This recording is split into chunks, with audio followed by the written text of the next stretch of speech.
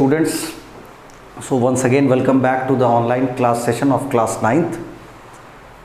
We have just started the chapter number 2 of economics, people as a resource. So in the live class, as we have discussed these topics, I have just written it for you because many of the students were not present in the live class session that we had held last 3 classes. We have discussed till date we have discussed till here, so I am just going to make the video till here so that the students who were not able to attend the live class may be able to just watch it, the topic and the explanation. See, people as a resource means the working population of a people. See, why working population we are telling? See, people population is a asset rather than liability. हमारे लिए population एक asset की तरह है, liability की तरह नहीं है. लेकिन कब है एसेट की तरह? जब हमारी वो पॉपुलेशन प्रोडक्टिव हो. अगर खाली बैठी हुई है, कुछ नहीं कर पा रही है, जिस भी कारण से, इलिटरेसी के वजह से या हेल्थ इश्यूज़ के वजह से या अनएम्प्लॉयमेंट की वजह से, तो आप ऐसे कह लो कि हमारे रिसोर्सेज का वेस्ट हो रहा है. वो हमारे लोग रिसोर्स या तो बन नहीं पाए या बनने के बाद भी हम और रिसोर्सेज को जनरेट नहीं कर पाए. तो इसीलिए पॉपुलेशन को अगर हमें एसेट बनाना है तो उसके लिए कुछ काम करने पड़ते हैं कि कैसे, वो अभी उस टॉपिक पे हम आएंगे. एक जस्ट ओवरव्यू, जो हम सबसे पहला टॉपिक ओवरव्यू की पीपल एज रिसोर्स की, लोग संसाधन, मानव संसाधन. देखिए, एक बेस्ट ऑप्शन है. ये ऑप्शन बेस्ट क्यों माना गया, इस रिसोर्स को बेस्ट क्यों माना गया? आपने बहुत से रिसोर्सेज पढ़े होंगे. आपने नेचुरल रिसोर्सेज के बारे में पढ़ा है, they are provided by nature. आपने मैन मेड रिसोर्सेज, आप क्लासिफिकेशंस तमाम पढ़े होंगे, रिन्यूएबल, नॉन रिन्यूएबल, बहुत सी चीज़ें. आप एक चीज़ गौर करो कि कोई भी रिसोर्स ह्यूमन रिसोर्स से बेटर क्यों नहीं कंसिडर किया जाता? क्योंकि मैक्सिमम रिसोर्सेज इस स्टेट, इस कंडीशन में हमें मिलते हैं कि वो डायरेक्टली या तो हम ले ही नहीं सकते, हमें एक्सट्रैक्ट करना पड़ता है, और एक्सट्रैक्ट करने के बाद भी उसको मॉडिफाई करके अपने यूजेबल फॉर्म में लाना पड़ता है, और उसको करता है ह्यूमन. उसको ह्यूमन करता है ना. Human has the capacity to convert that resources that are beneath the earth. तो उसको एक्सट्रैक्ट करना, उसके लिए टेक्नोलॉजी को फाइंड आउट करना, उसके लिए वो स्किल्स डेवलप करना. ये जो स्किल उसके अंदर डेवलप हुई, ये जो प्रोडक्टिव स्किल डेवलप हुई कि वो किसी रिसोर्स को जो जिस फॉर्म में था वो हमारे यूजेबल फॉर्म में नहीं था, उसको यूजेबल फॉर्म में जो चेंज किया वो ह्यूमन रिसोर्स हुआ. तो वो क्वालिटी, वो स्किल, वो नॉलेज जो उसके अंदर थी, वही उसको मोस्ट इंपॉर्टेंट रिसोर्स बनाती है. तो अगर वो हम स्किल डेवलप करते चले जाएं तब तो पीपल एसेट है. अगर वो ना हो पाए तो वही लाइबिलिटी, देनदारी हो जाएंगे, एक तरह से दायित्व तो हो जाएंगे, हमारे जिम्मेदारी हो जाएंगे कि चलो 8 लोग बैठ के खा रहे हैं और कुछ नहीं कर रहा है, इसको बैठाओ खिलाओ, तो दायित्व तो हो गए, लाइबिलिटी हो गए. तो शॉर्ट में मैंने इसको बताया कि working population of a country, जो वहाँ किसी भी देश की वर्किंग पॉपुलेशन की बात हो रही है, मतलब 15 से 59 साल वाली जो एज होती है, 0 to 14 जो पॉपुलेशन होती है, उसको हम डिपेंडेंट पॉपुलेशन कहते हैं. और 59 और 15 से 59 तक वर्किंग पॉपुलेशन की एज होती है, और उसके बाद 60 एंड अबव वो सीनियर सिटीजन, फिर वो डिपेंडेंट हो जाते हैं. अब 15 से 59 में अगर ज़्यादा से ज़्यादा लोग खाली बैठे हुए हैं घर पे, उनको कोई काम नहीं है, बेरोजगार हैं, तो वो लाइबिलिटी हो गए. लेकिन अगर वो वर्क कर रहे हैं, जैसे यहाँ रिसोर्स की बात हो रही है, working population of a country means ऐसी जनसंख्या हमारी जो काम कर रही है, उस एज की है और प्लस काम कर रही है. उस एज में होना वर्किंग पॉपुलेशन का तो सिर्फ क्राइटेरिया है, जो काम कर रहा हो. देयर प्रोडक्टिव स्किल, उनके अंदर पहली बात तो वो काम कर रहे हैं, और दूसरा उनके अंदर जो प्रोडक्टिव स्किल्स है या जो एबिलिटी है, जो क्षमता है, उसी को हम कहते हैं पीपल एज रिसोर्स. ये हो गया पीपल एज रिसोर्स की बात. दूसरा, हम अगर टॉपिक पे आए, इन्वेस्टमेंट इन ह्यूमन कैपिटल. अब इन्वेस्टमेंट इन ह्यूमन कैपिटल कैसे होता है? इन्वेस्टमेंट होता है ह्यूमन कैपिटल में, देखिए पूंजी है एक तरह से, ह्यूमन कैपिटल भी पूंजी है ना, कि मानव पे हम लागत लगा रहे हैं जिससे कि वो हमें और बढ़िया रिटर्न. कोई भी बिजनेस आप स्टार्ट करते हो, आप देखे होंगे कैपिटल, आपने पहले चैप्टर में पढ़ा था, मैंने बताया था, फिजिकल कैपिटल होता ना, फिक्स्ड और ये सारा. तो कैपिटल क्या है? पूंजी, लागत, जो हम किसी नए व्यापार को शुरू करने के लिए लगाते हैं, और धीरे धीरे फिर वो हमें रिटर्न देना शुरू करता है. इसी तरीके से इन्वेस्टमेंट को जो है ह्यूमन कैपिटल बनाने के लिए इन्वेस्टमेंट करना पड़ेगा. और किन चीज़ों में इन्वेस्टमेंट करना पड़ेगा? इन्वेस्टमेंट करना पड़ेगा एजुकेशन में, इन्वेस्टमेंट करना पड़ेगा हेल्थ में, इन्वेस्टमेंट करना पड़ेगा ट्रेनिंग में.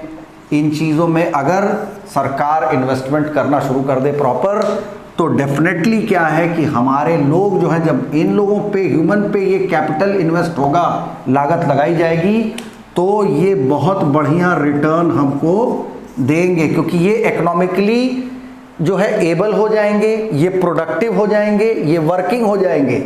और इन तीनों के वजह से जब ये तीनों स्किल आएंगी तो ये ऑब्वियसली रिसोर्स हो जाएंगे, कंट्री की नेशनल इनकम भी बढ़ेगी, अनएम्प्लॉयमेंट प्रॉब्लम्स भी घटेंगी, इनफैक्ट कंट्री की इनकम बढ़ाने का भी ये काम कर सकते हैं।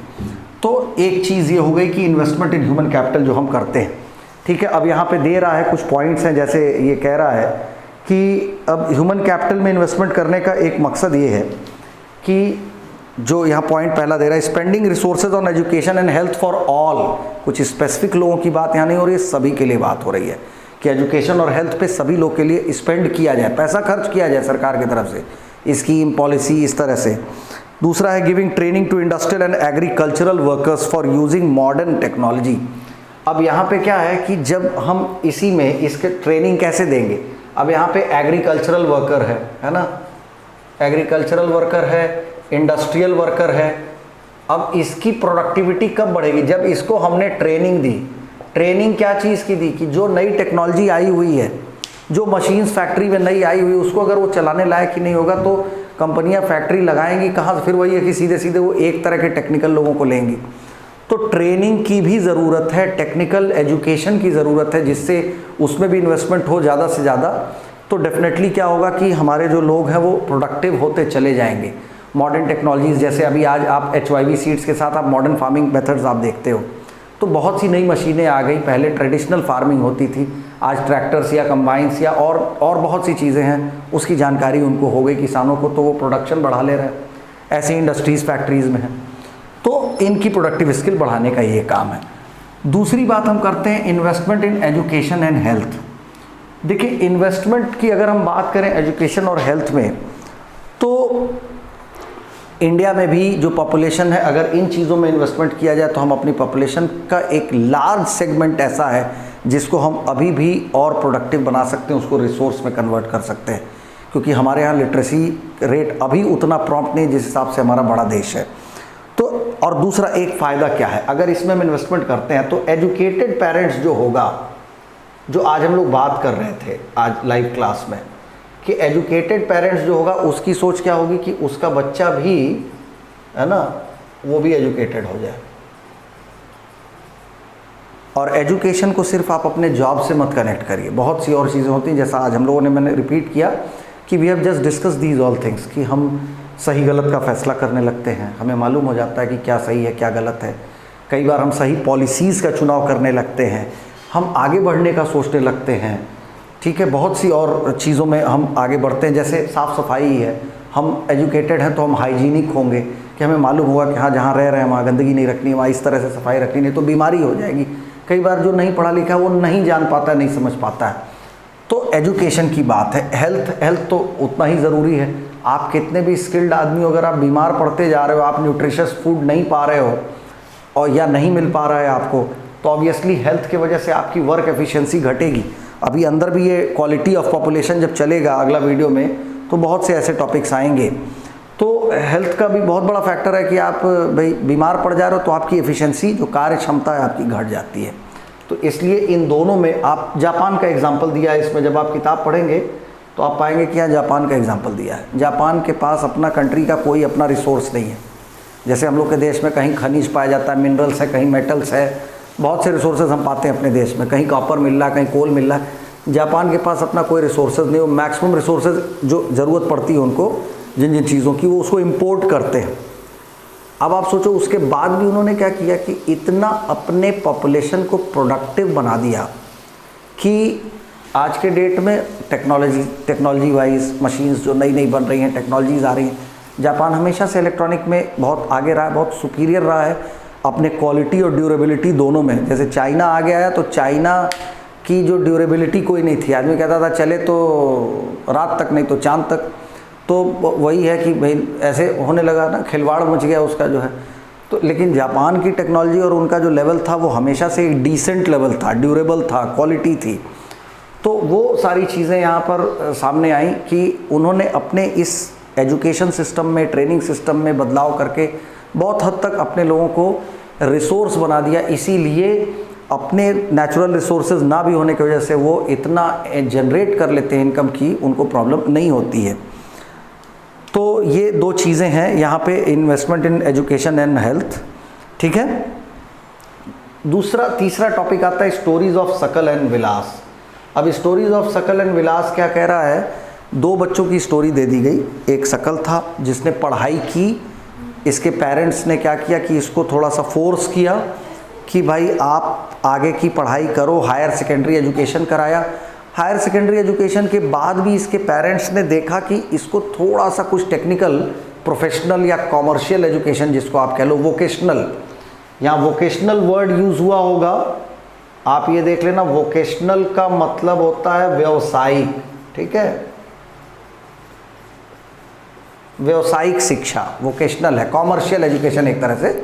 तो कंप्यूटर एजुकेशन, इसको कंप्यूटर डिप्लोमा करा दिया। कंप्यूटर डिप्लोमा पाने के बाद वो एक सॉफ्टवेयर कंपनी में काम पाया, वहाँ उसने मेहनत की, मेहनत करके कुछ छोटा मोटा कस्टमाइज सॉफ्टवेयर बनाया, उससे कंपनी में उसकी इमेज और अच्छी हुई और धीरे धीरे वो ग्रो कर गया। बहुत बड़े लेवल पे नहीं, फिर भी एक स्टैंडर्ड लेवल पर आ गया। तो इस स्टोरी में ये बताया गया कि बच्चा नॉर्मल बैकग्राउंड का ही था, इसके फादर एग्रीकल्चरल वर्कर ही थे, लेकिन मदर फादर ने इंसिस्ट किया, पढ़ाई की तरफ ध्यान दिया, एजुकेशन दिलाई। एजुकेशन के साथ साथ एक वोकेशनल एजुकेशन, कंप्यूटर जैसे कंप्यूटर है तो कंप्यूटर वोकेशनल एजुकेशन में आएगा। ITI कर लिया किसी ने, पॉलिटेक्निक कर लिया, तो इसको कहा जाएगा वोकेशनल एजुकेशन किया बच्चा। कंप्यूटर डिप्लोमा करा और बच्चे ने साधारण परिवार का, गांव का होते हुए भी एक लेवल पर पहुंच गया। दूसरी जो स्टोरी दी हुई है आपके NCERT बुक में, दैट इज़ ऑफ विलास। विलास का क्या था कि इसके मदर फादर जो थे वो फिशरमैन थे और इसकी मदर जो है बाज़ार में मछली बेचने का काम करती थी, फ़िश सेलिंग करती थी। 20-30 रुपये रोज़ का बन जाता था कमाई बेचने के बाद। फादर इसके डाई कर गए और उसके बाद इसकी मदर बेचने लगी। धीरे धीरे कुछ दिनों तक इन्वॉल्वमेंट के बाद विलास जो था ये खुद भी वहाँ पर सेल करना शुरू कर दिया और उस अपने मदर की मदद में बैठता चला गया। धीरे धीरे जो है, अब चूँकि इनकम लेवल नहीं थी एजुकेशन पे, तो किसी तरह से थोड़ा बहुत अपने से भी इंसिस्ट नहीं किया कि किसी तरह से प्रयास करें कि कोई थोड़ा भी मदद करे। और साथ ही साथ चूँकि इनकम ना होने की वजह से न्यूट्रिशियस फूड नहीं पा पाया, जो डाइट हमारी ज़रूरत होती है शरीर को, तो धीरे धीरे इसको आर्थराइटिस की प्रॉब्लम आ गई, हड्डियों में जो गठिया जिसको आप कहते हैं रोग हो गया जो है। तो ये सारी चीज़ें थी कि he like his mother earned only a meagre income, एक साधारण इनकम तक ही वो टिका रह गया जीवन भर। जो मछली बेच रहा था 30 रुपये मान लो माँ कमाती थी, तो बहुत हुआ 50 रुपये कमाने लगा, 100 रुपये कमाने लगा। तो एक तरफ एक व्यक्ति की कहानी ऐसी है जो उसी गांव में, वो भी ऐसा कोई बहुत संपन्न परिवार से नहीं था, एक एग्रीकल्चरल वर्कर मीन्स जो कृषि मजदूर होगा उसके घर का बच्चा था। घर वालों ने भी थोड़ा फोकस किया कि कैसे भी काटेंगे, मेहनत करेंगे और बच्चे को पढ़ा ही लेंगे, सरकारी स्कूल में पढ़ाए, कहीं बाहर पढ़ाए, थोड़ा बहुत इनकम जनरेट करके प्रोफेशनल एजुकेशन दिलाए और लेवल उसने अपना अपलिफ्ट कर लिया। दूसरे तरफ इस बच्चे ने पढ़ाई की तरफ बिल्कुल नहीं ध्यान दिया, ना चूँकि परिस्थितियाँ भी कुछ ऐसी थी, तो ना पढ़ाई की वजह से आर्थिक स्थिति खराब हुई, उससे स्वास्थ्य भी प्रभावित हुआ, मीन्स हेल्थ भी उसकी डिग्रेड हुई। तो ये दो स्टोरीज आई। अब जो लास्ट टॉपिक है आज का, जिसको जो अभी तक हमने पढ़ाया है लाइव क्लास में, ये वीडियो सिर्फ इसलिए मैंने बनाया कि लाइव क्लास में बहुत बच्चे नहीं आ पाते हैं, तो इसलिए मैंने बनाया है कि आप जिनका छूट गया उनको एक समरी मिल जाए इस चैप्टर की, और आगे से कोशिश करें कि लाइव क्लास में प्रेजेंट रहें, तो फिर आगे दिक्कत ही नहीं होगी। तो यहाँ पे observation of the story they रहा है, जो लास्ट टॉपिक है। ऑब्जर्वेशन क्या कह रहा है कि जो स्टोरी हमने पढ़ी सकल और विलास की, इसका क्या ऑब्जर्वेशन, क्या कंक्लूजन निकलता है। तो पहला ये है कि एक स्कूल गया और एक स्कूल नहीं गया। पहला ऑब्जर्वेशन तो ये निकल गया, बहुत सिंपल भाई, एक ने पढ़ाई की, एक ने बिल्कुल नहीं पढ़ाई की, स्कूल गया। दूसरा है Sakal was physically strong and healthy, there was no need for him to visit the doctor frequently. अब सकल जो है वो स्ट्रॉन्ग था फिजिकली, और इधर विलास जो था वो थोड़ा फिजिकली वीक था, आर्थराइटिस की प्रॉब्लम हुई और उसको बार बार जो है डॉक्टर तक जाना होता था। मीन्स जो भी इस तरह की बीमारी अगर कम एज पे आ रही हैं तो डेफिनेट है कि आप न्यूट्रिशियस फूड नहीं पा रहे हो या नहीं एबल हो आप पूरा कर पाने में शरीर की उतनी क्षमता। तीसरा, सकल acquired a degree in computer programming and found a job in private firm. तो आपको बताया था मैंने कि उसने वोकेशनल एजुकेशन की तो एक प्राइवेट फर्म में जॉब पा गया। और जो एक तरफ जो है Vilas continued with the same work as his mother, he earned a meagre income. Vilas अपने माँ के ही काम में जुड़ा रह गया और एक साधारण कमाई तक आया। तो अल्टीमेटली जो इस बात का कंक्लूजन क्या निकला तो कंक्लूजन क्या निकल के आया?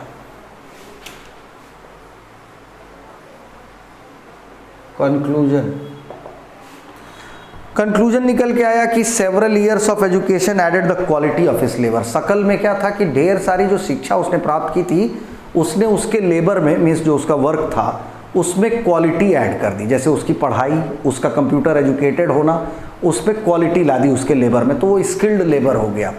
वेयर एज तो इसकी प्रोडक्टिविटी बढ़ गई, एबिलिटी बढ़ गई। This in turn paid of through salary और इन सम अदर फॉर्म, उससे उसकी सैलरी एक प्रॉपर हो गई, इनकम प्रमोट हो गई। दूसरी तरफ अगर हम विलास की बात करें तो देयर वर नो एजुकेशन, उसने किसी तरह की कोई शिक्षा नहीं प्राप्त की और ना ही हेल्थ केयर पे ध्यान दिया गया उसके बचपन में। इसका नतीजा ये हो गया कि वो अपने माँ के ही तरह जीवन भर उसी तरह से बाजार में बैठ के मछली बेचने का और एक साधारण इनकम का काम किया, और यहाँ तक कि वो अनस्किल्ड लेबर ही रह गया।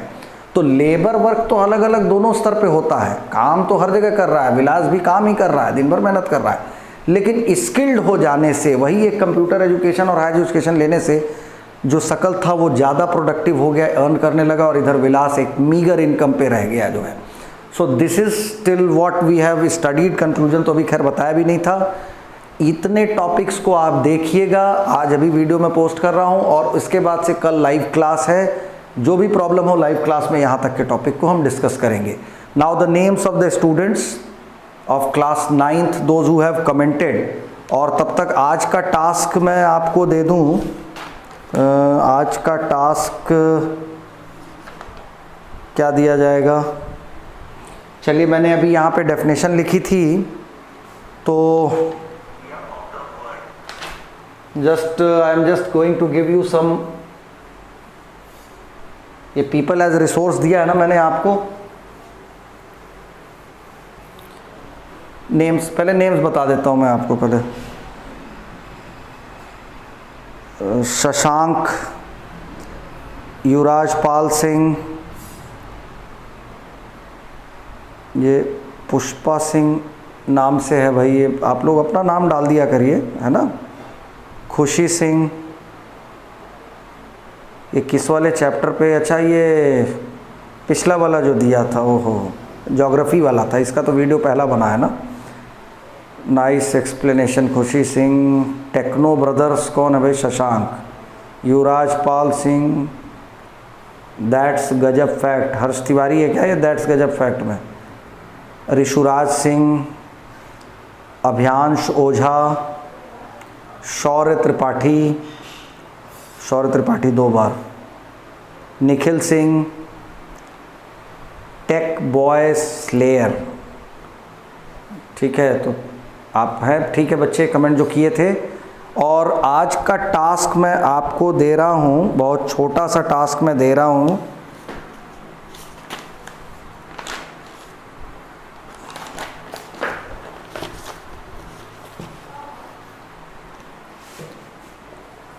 Name 3 things that are part of human capital investment। Question समझ लो, अभी बताया है मैंने, हल्का सा हिंट कर दूंगा क्योंकि कमेंट अच्छे से आए। 9th वाले वैसे बढ़िया कमेंट करते हैं, 10th वालों को भी डांटे हैं आपके वीडियो के पहले, उनका बनाया था, सिर्फ 20 कमेंट आए थे उनके। Name 3 thing that are part of human capital investment. कौन सी ऐसी 3 चीज़ें हैं जो मैंने अभी शुरू में पढ़ाते समय लिखी थी कि जिनकी ज़रूरत पड़ती है ह्यूमन कैपिटल इन्वेस्टमेंट में? एजुकेशन है, ट्रेनिंग है, हेल्थ है। अब इसी बात को आपको कमेंट बॉक्स में लिखना है, ज़्यादा से ज़्यादा involvement. Till then good bye.